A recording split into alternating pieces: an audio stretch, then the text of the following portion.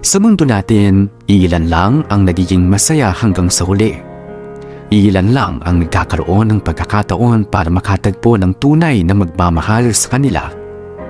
Yung pagmamahal na walang pinipiling edad, kasarian, o kahit kakulangan sa katawan. Kasi kapag mahal mo. Walang pero, walang atrasan. Kaya lang, sa isang taong tulad ko, ang pakiramdam ko ay imposible nang maranasan ko pa yon. Tawagin niyo na lamang ako sa pangalang Romy. Simpleng tao at may mataas na pangarap. Pero dahil sa isang aksidente, ay nawala ng parang bula ang lahat. 20 years old pa lamang ako noong naging baldado ang mga paa ko at magmula noon ay hindi na ako nakalakad pa. Sobrang hirap dahil naging limitado na ang kilos ko. May mga pagkakataon na gusto ko nang sumuko pero sinasabi ko sa sarili ko na may dahilan ng Diyos kung bakit nangyari yun sa akin.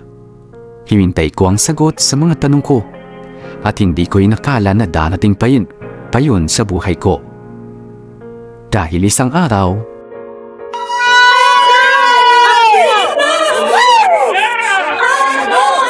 Ano ba yan, Joseph? Kanina ako pa kain ng kain ha. Wala ka bang kabusugan? Ano ka ba? Minsan lang magpa-party ng ganito si Mayor. Susulitin ko na. Walang pagkain sa bahay. Ikaw, bakit hindi ka kasi kumakain? Busog na ako eh. Dami ko nakain na spaghetti. Sabihin mo lang kung may gusto ka pa. Kukuha kita ng pagkain. Sige lang, salamat. Ba talaga si Mayor, no? Trip lang kung magpa-party. Sana ganun din ako kayaman para araw-araw party sa bahay. Ba?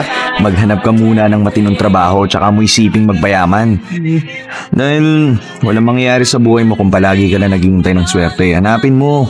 Hindi yung hinihintay mo. Jesus, ano ba akala mo? Hindi ako naghahanap.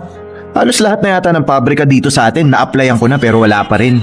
Eh paano ka naman kasi matatanggap? 2 buwan ka palang nagtatrabaho, nagre-resign ka na agad. Kung ako siguro walang diferensya, ako sinasabi ko sa'yo, wala ako dito dahil nagtatrabaho ko. Yan ka na naman eh. Sino ba nagsabi sa'yo na may diferensya ka? Nabusog ka lang, naging bulag ka na eh. Tingnan mo nga ako, naka-wheelchair. Hindi nga ako makapagsayaw eh. Okay lang yan. Eh, kumpleto pa naman yung 5 senses mo. Kumain ka na nga lang dyan. Joseph, nakikita mo ba yung babae na yun? Saan? Yun o, yung nakaputing blouse. Ah, yung ano, yung naka-shades. Siya nga. Ano? Bakit naka-shade siya? Wala namang araw ah. Minsan talaga, Insan. Hindi ko alam ang takbo ng utak mo eh. Di ba obvious? Ang alin. Na hindi siya nakakakita. In short, bulag. Tsaka si ano yan? Si Angie. Angie. Kapatid ni Nina. Galing daw Samar tapos dito natitira sa probinsya natin. Sandali, alapitan ko lang. Tapos papupuntahin ko na lang. Sige, dito na sila. Hi. Hello. Ito nga pala si Romy, pinsan ko. Tapos ito naman sina Nina at Angie. Hi. Hello. Sweet dance na. Tara, sayo tayo Nina. Sige na ate, sumama ka na. Ako nang bahala dito kay Angie. Sige. Tara. Alam mo, kahit bulag ako, nakakaramdam ako may nakatingin sa akin. Ay, sorry. Ngayon lang kasi kita nakita dito eh. Kahapon lang kasi ako dumating galing Samar, tapos saktong may sayawan daw dito, kaya ayun, sinama ko ni ate Nina. Oo, nasabi nga sa akin kanina ni Joseph. Oh, bakit hindi ka nag-aaya ng babaeng isasayaw? Ang ganda pa naman ng kanta, oh. Paano ko naman gagawin yun? Bakit hindi ka marunong sumayaw? Hindi yun. Ang ibig kong sabihin, paano ko gagawin yun eh, naka-wheelchair lang ako. Ha? Bakit? Na-aksidente ka ba? Oo. Ay, ganun ba? Eh, okay ka na ba ngayon? Ano bang nangyari? Nagtatrabaho kasi ako bilang construction worker. Kaso, aksidenteng gumuho yung building tapos nabagsakan ako ng bakal sa binti. Ayun. Grabe. Oo, hindi na ako nakalakad pero okay naman na ako. Nagpapasalamat na lang ako dahil buhay pa ako. Ina nga lang, dapat lang na magpasalamat ka. Maging masaya pa rin tayo kahit na may mga pagkukulang sa atin. Wala naman kasing taong perpekto, di ba? Lahat tayo may kakulangan. Depende na lang kung paano natin i-handle yun. Maganda yung sinabi mo. Ikaw, na-aksidente ka rin ba kaya nabulag ka? Hindi. Mula pagkabata talaga, hindi na ako nakakakita. Pinanganak na raw akong ganito. Dahil sa wala naman kaming pera pampa-opera, hindi na talaga ako nakakita pa. Hindi ka ba nalulungkot sa kalagayan mo? Hindi naman. Siguro nasanay na lang ako na ganito na ako.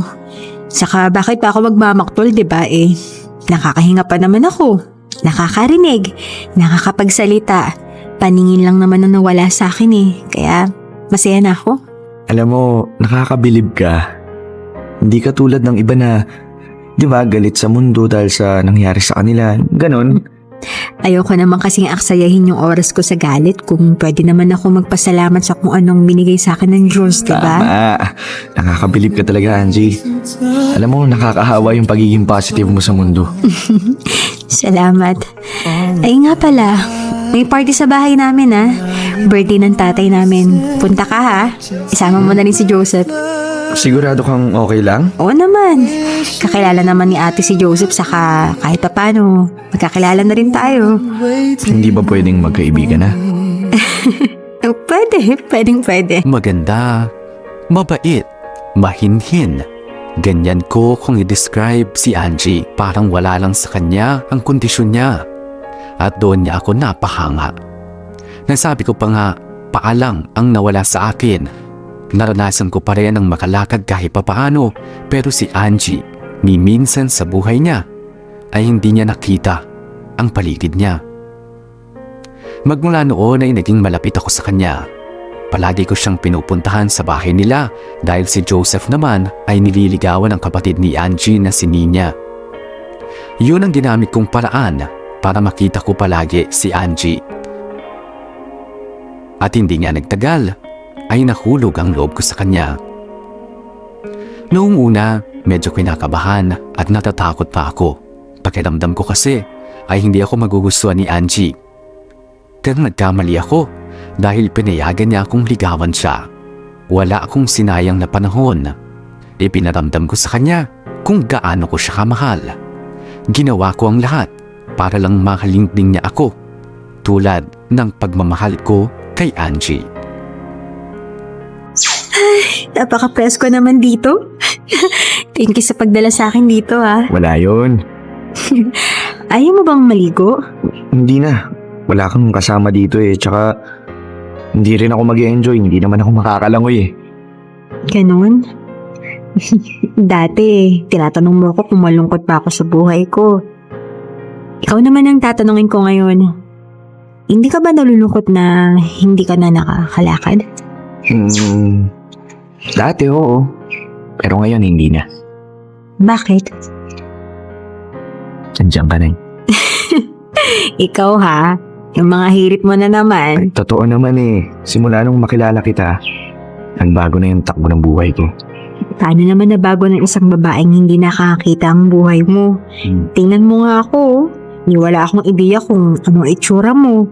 Hindi ko nga alam kung ano itsura ng mundo Hindi ka pa nagdadalawang isip sa paniligaw mo sa akin? Bakit naman ako magdadalawang isip sa'yo? Matabang nagmamahal? Hindi ba yung puso naman? Sa bagay. Pero, mahihirapan ka lang sa akin, Romy. Magiging alagain lang ako sa'yo. Kaya nga ako nanliligaw at umaasa na makuha ko yung matamis mong oo kasi gusto kong alagaan ka. Gusto ko, ako ang magiging mata mo para makita mo kung ano ba talaga ang ibig sabihin ng tunay na pag-ibig. Hindi ka ba magsasawa na gawin mo sa akin? Hindi. At kahit kailan, hindi mangyayari yon. Sarap ng tubig! Tara, ligo tayo! Ay, sorry. Naka-istorbo ba ako? Oo kaya, ikita mo ang seryoso yung pinag-uusapan ng dalawa. Sorry na! Kung mag-uusap kasi kayo ng seryoso, wag dito. Doon kayo sa malayo. Kita nyo, nandito yung pagkain Nakakagutom kaya lumangoy. Okay lang. Nagugutom na nga rin ako Nasaan na yung sandwich ko? Eto. Ako nang magtatanggal sa tissue. Yan. Kumain ka na. Ito, tubig. Salamat. Uy, ang sweet nila. Nakakainggit. Baby, ako nga rin. Subuan mo nga rin ako. O ayan, Ano ba? Ang lambing-lambing mo talaga, no? Ikaw na ang pinaka-sweet na girlfriend sa buong mundo. okay lang yan. Mahal pa rin naman kita eh. Dito pa talaga kayo naglambingan, ha? Ay, naiinggit ka? O siya, Angie, sagutin mo na nga tong si Romy at nang hindi na mainggit sa amin ng sweetie pie ko. Hindi naman niya kailangan mainggit eh. Paano hindi maiinggit yan eh? Hindi mo pa nga sinasagot. Hindi na nga kasi kailangan mainggit. Ha? Anong ibig mong sabihin? Sinasagot mo na ba siya, Angie? Ano pa nga ba? Congratulations, pare! Uy, gising! Hindi ka na nananaginip! Hindi nga. Sinasagot mo na talaga. Ko? Girlfriend na kita? Paulit-ulit? Gusto mong bawiin ko? Oo na nga, diba? Sinasagot na kita. Hindi. Wala akong masabi. Yes! Girlfriend na talaga kita? Oo nga, ang kulit mo ah. Oh, congratulations. O siya, mag-moment po na kayo dyan. Doon lang kami, ah. Sandali, hindi pa ako tapos kumain. Dalin mo na lang yan. Puro ka pagkain eh. Bigyan mo naman ng privacy yung dalawa. Wali ka na. Ito na nga eh. Masaya ka ba? Oo naman. Sobra. Pakiramdam ko nga ngayon, ako na yung pinakagwapong lalaki sa buong mundo dahil sa wakas, sinagot mo na rin ako. Ibig sabihin lang nun, mahal mo na rin ako. Nadala kasi ako dyan sa ganda ng boses mo eh. Sa kabaitan at sa pagiging mapagmahal mo. Kaya, huwag mong bibitawan yung puso ko ha. Sa'yo ko lang binigay yan. Akin lang to. Hindi ko hahayaan na makuha pa ng iba. Yun na yata ang pinakamasayang araw ng buhay ko. Sa wakas ay napasagot ko na rin si Angie, ang nag-iisang babaeng minahal ko. Kahit napasagot ko na siya, ay hindi pa rin ako tumigil sa panliligaw. Hindi ako nagbago. At siguro kung meron mang pagbabago, yun ay yung mas lalo ko pa siyang minahal. Ang tahimik mo naman ngayon. Anong iniisip mo? Wala. Pilit ko lang ini-imagine kung ano itsura ng lugar na pinuntahan natin. Sige, sandali. I-describe ko para sa'yo. Nasa isang park tayo pero hindi lang to basta isang park. Maaliwalas, maraming puno, may mga upuan tulad sa atin. Tapos dito sa may harap natin, may playground. May mga bata naglalaro nga eh. Talaga? Hmm. Siguro ang saya nila kasi malaya silang nakakagalaw. Buti pa sila. Nalulungkot ka ba? Medyo naiinggit din. Pero okay lang. Ito yung binigay sa akin ng Diyos eh. Saka, nandyan ka naman kaya ayos lang. Mabuti naman at naisip mo ako. At least ngayon, hindi mo na naiisip na nag-iisa ka. Pinaparamdam mo kasi sa akin na kahit hindi kita nakikita, nandyan ka pa rin.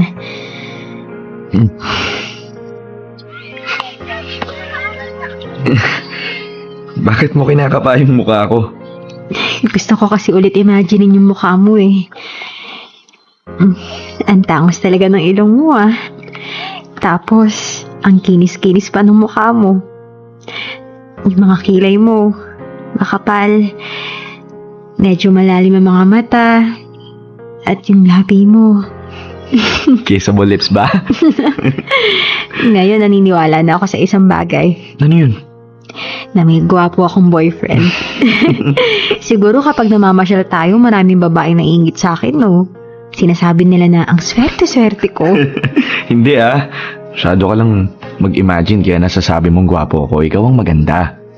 Parang hindi naman. Pero mahal, may tanong ako sa'yo. O ano? Kahit ba isang beses, naisipan mong ipagpalit ako sa iba? Kanino naman kita ipagpapalit? Eh di sa nakakakita, yung mas kaya kang alagaan. Bakit ba ako maghahanap ng iba eh nandiyan ka naman, di ba? Kaya ang sagot ko sa tanong mo, hindi. Hindi ako tumitingin at titingin sa iba. Mahal na mahal mo talaga ako, no? Oo naman. Alam mo, minsan napapaisip ako. Ano kaya nakita mo sa akin kung bakit akong minahal mo ng ganyan? Kasi ikaw ang pinakamabait, mapagmahal at magandang babaeng nakita ko. Kahit hindi ako nakakakita? Oo, walang kaso yun sa akin. Anong karapatan kong magreklamo kung ako mismo may kakulangan din? Ikaw lang naman ang bumupuno sa pagkatao ko eh. Pinupuno mo ng pagmamahal ang puso ko. Ako rin. Kaya maraming salamat sa pagmamahal at pagtitiyaga mo sa akin, ha? Mahal na mahal kita. At kahit ano pa man ang mangyari, walang magbabago doon. Walang papalit sa'yo dito sa puso ko. Kasi sayong-sayo na to eh. Wala nang ibang makakaagaw pa. At dahil dyan, may tanong ako. Ano? Kung yayayain ba kitang magpakasal, papayag ka? Ha? Eh, 8 buwan pa lang relasyon natin ah.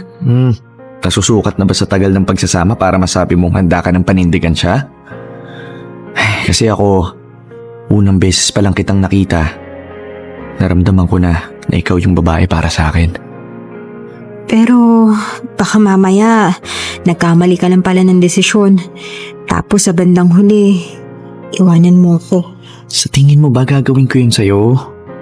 Ikaw ang pinaka-importanting tao sa buhay ko.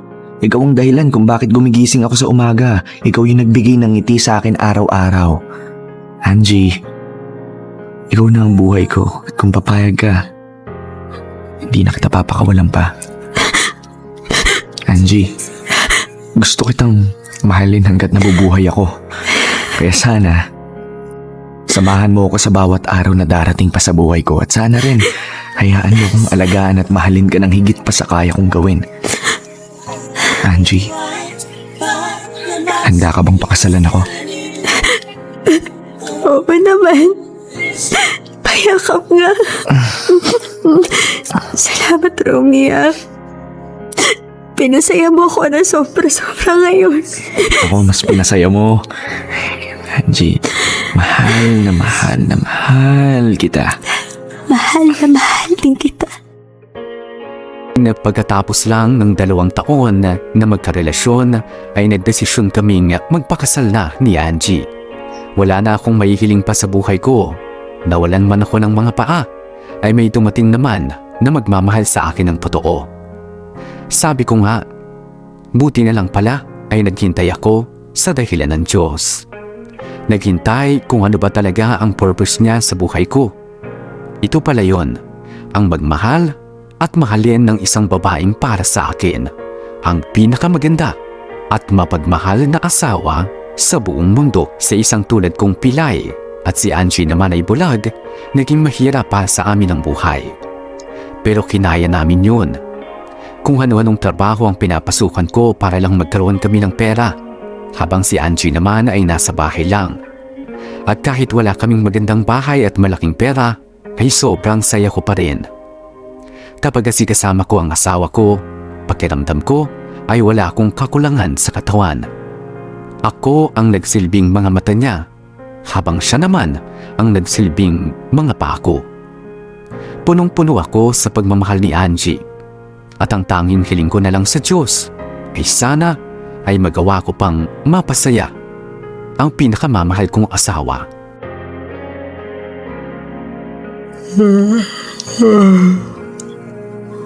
Alas 7 na pala ng gabi. Kailangan ko ng... Ano yun? Angie? Oh, anong nangyari dito? Gusto ko sana kasing magluto ng hapunan kaso natabi ko yung pinggan eh. Yan tuloy nabasag. Pero wag kang mag-alala, ako na maglilinis nito. Teka, wag mo nang damputin. Baka masugatan ka pa. Umupo ka muna dyan. Kukuha ko ng walis. Sige. Diba sabi ko sa'yo kapag may gagawin ka sa kusina, tatawagin mo ako? Saka bakit ka magluluto? Gawain ko yun, hindi ba? Gusto ko lang naman kasing ipagluto ka eh. Palagi na lang kasing ikaw yung gumagawa dito. Nakakahiya na sa'yo. Anong nakakahiya sa ginagawa ko? Pakiramdam ko kasi wala akong pakinabang sa'yo. Ha? Bakit mo naman nasabi yan? Tingnan mo nga oh. Nakabasag na naman ako ng plato. Hindi ko talaga maiwasan minsan eh. Pasensya ka na ha. Ultimong pagluluto, hindi ko magawa para sa'yo. Huwag mo nang isipin yun. Anong hindi nakakapagluto eh? Ikaw na nga nagsasahing, hindi ba? Ako sa ulam. Ikaw ang naghahanda sa lamesa, ako naghuhugas. O ako nagpupunas dito sa bahay, ikaw naman ang nagwawalis. O saan ang walang pakinabang dun? Partner nga tayo sa lahat ng bagay eh. Pero, nahihiya pa rin ako sa'yo. Mahal, hayaan mo na kaya ako magtrabaho. Mahal, hindi nga pwede. Diba? Baka mapano ka pa dyan sa labas eh. Kaya ko naman eh. Saka may mga trabaho naman para sa mga katulad ko. Para makatulong ako sa'yo dito sa mga gastusin.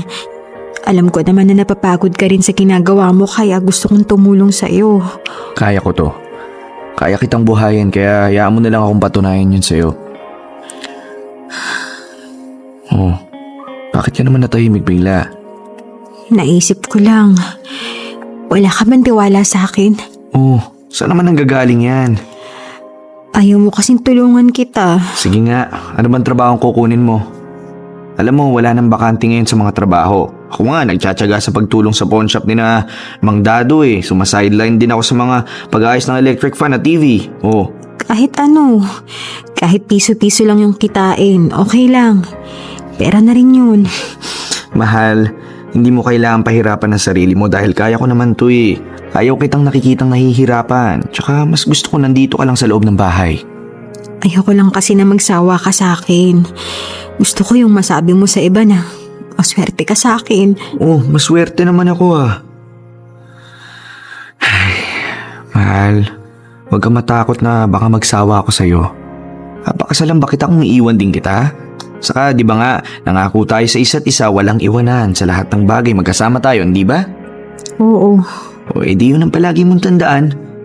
Mahal na mahal kita, hindi magbabago yun, okay? Okay. Mabuti. Halika na't kumain tayo para... Mahal? Mahal, okay ka lang? Medyo naninikip lang yung dibdib ko. Teka, ano nangyayari sa'yo, Romy? Tommy! Tumawag ka ng tulong. Sige, sandali lang. Sandali lang.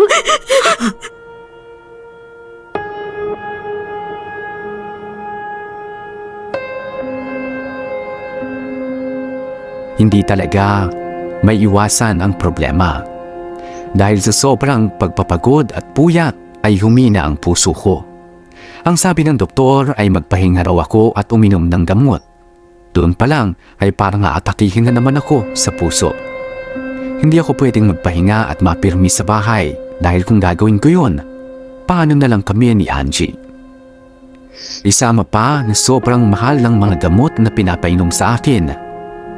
Pero ang pinakamasakit sa lahat ay yung nakikita kong nahihirapan si Angie nang dahil sa akin. Yun pa naman ang pinaka-iniiwasan ko. Kahit mahirap, pinaparamdam ko sa kanya na kakayanin namin yun. Hindi kami pwedeng sumuko. Tumigil na ako sa pagtatrabaho at umasa kami sa tulong ng pamilya ni Angie. Hanggang sa nakita ko ang pagbabago kay Angie. Kung noon ay hindi siya halos umaalis sa tabi ko. Ngayon ay hindi ko na siya makagilap sa loob ng bahay. Palaging wala at gabi na kung umuwi. At doon ay nagkaroon na ako ng kutob.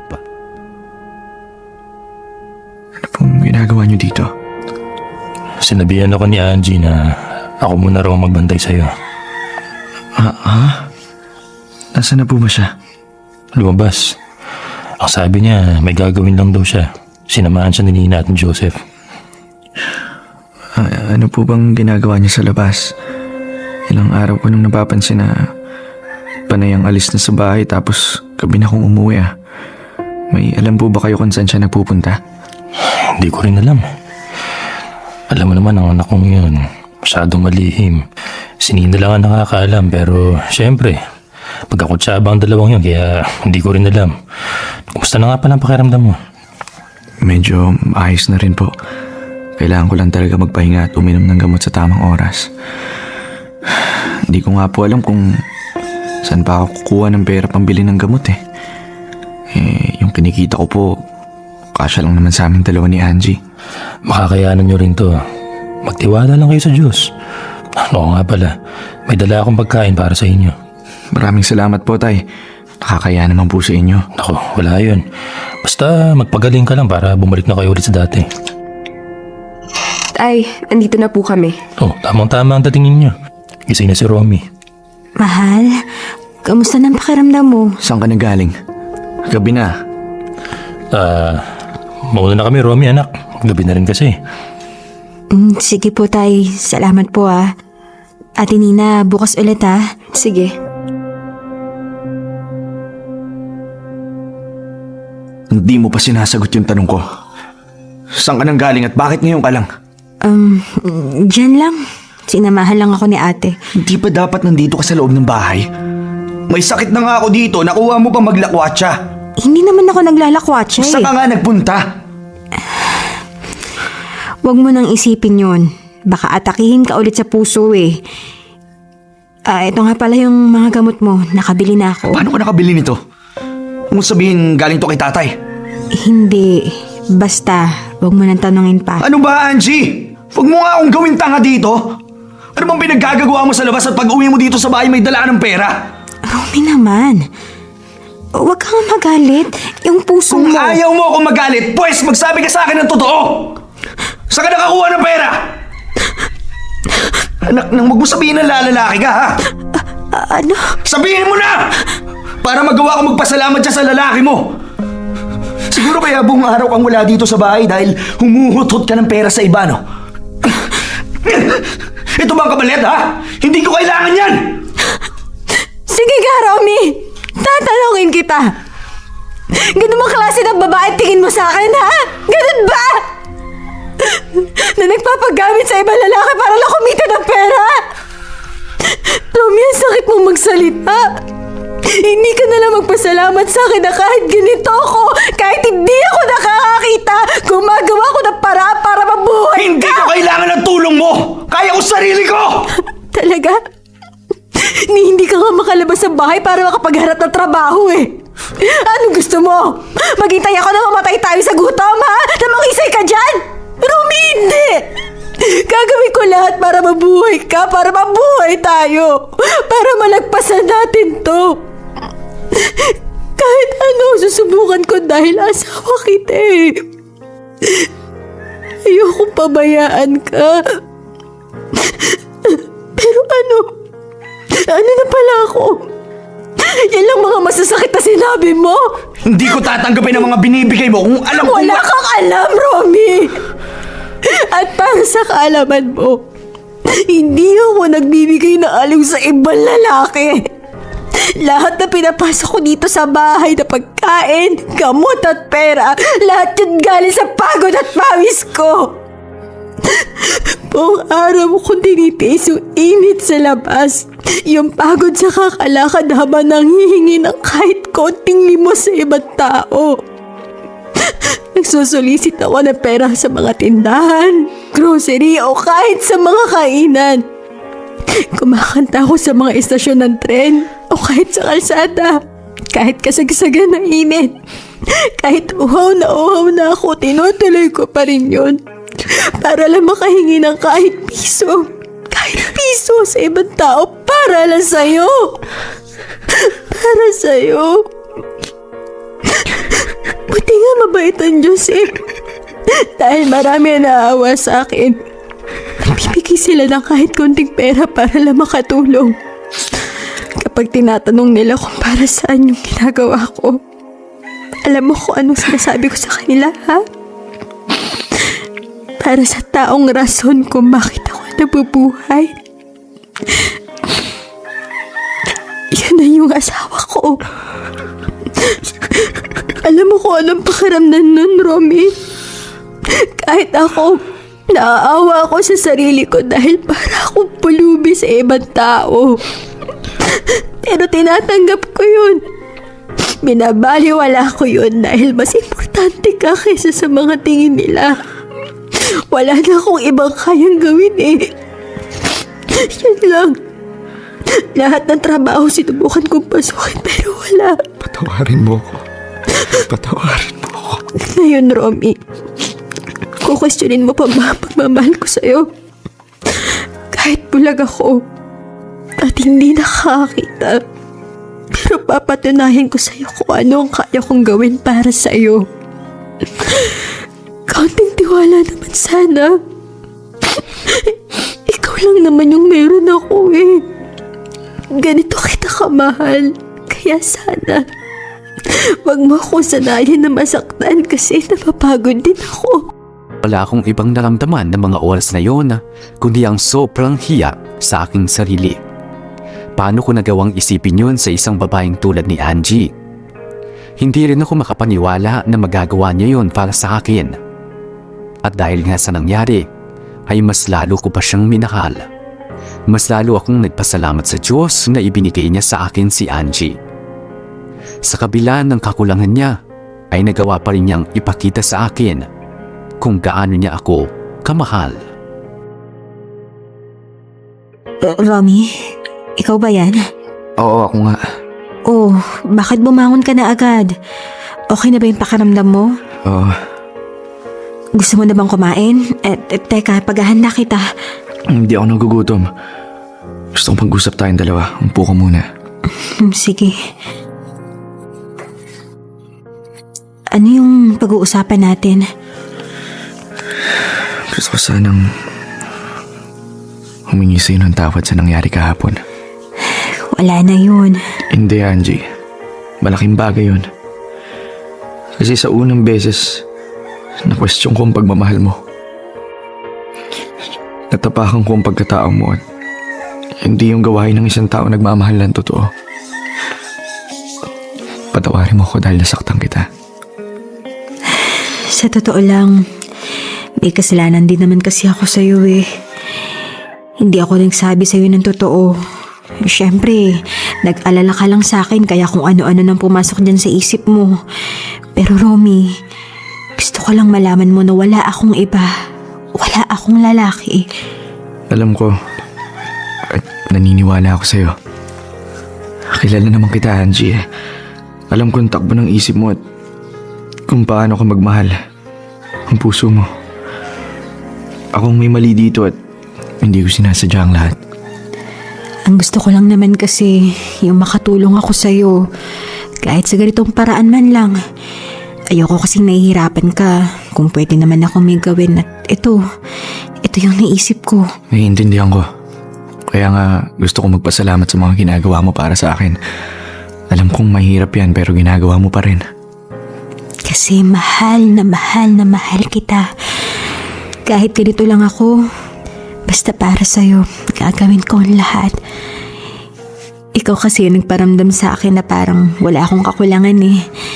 Kahit hindi ako nakakakita, pinaramdam mo kung gaano kaganda yung mundo kapag kasama kita. At habang buhay ako magpapasalamat sa'yo. Hindi mo naman kailangan magpasalamat sa akin. Kasi ginawa ko yun dahil sa pagmamahal ko sa'yo. Kung ako ang nagsilbing mga mata mo, ikaw naman ang nagbigay ng lakas sa mga paa ko para makalakad papunta sa mas maganda at mas masayang buhay. Dito ko napatunayan na hindi ko kayang mawala ka sa akin, Angie. Ikaw na yung kalahati ng puso ko at kapag yun nawala, hindi ako mabubuhay. Kahit anong mangyari, hindi kita iiwan. Hindi ako mawawala sa'yo. Mag-asawa tayo, di ba? Nangako tayo sa isa't isa na sa hirap man o ginhawa magtutulungan tayo. Kahit lumipas ng maraming taon, nandito pa rin tayo. Magkasama at nagmamahalan. Ayokong sayangin yung pagkakataon na binigay sa akin ng Diyos na magmahal ng ganito. Mahal kita. Hindi naman tayo maghihiwalay eh. Kahit nga ayaw mo na sa akin, nandito pa rin ako. Naghihintay na bumalik ka sa akin. Ang gusto ko lang, Romy, magkaroon tayo na mas malalim na pagtitiwala sa isa't isa. Yung tiwala na kahit ano pang dumating sa atin, hindi basta-basta mawawala yun. Kasi yun yung pinakamahalaga sa pagmamahal, di ba? At palagi mong tatandaan, hindi hindi kita pababayaan. Mahal na mahal kita. Ako na yata ang pinakaswerteng lalaki sa buong mundo. At kahit ano ang mangyari, ay hindi ko sasayangin ang pagmamahal ni Angie para sa akin.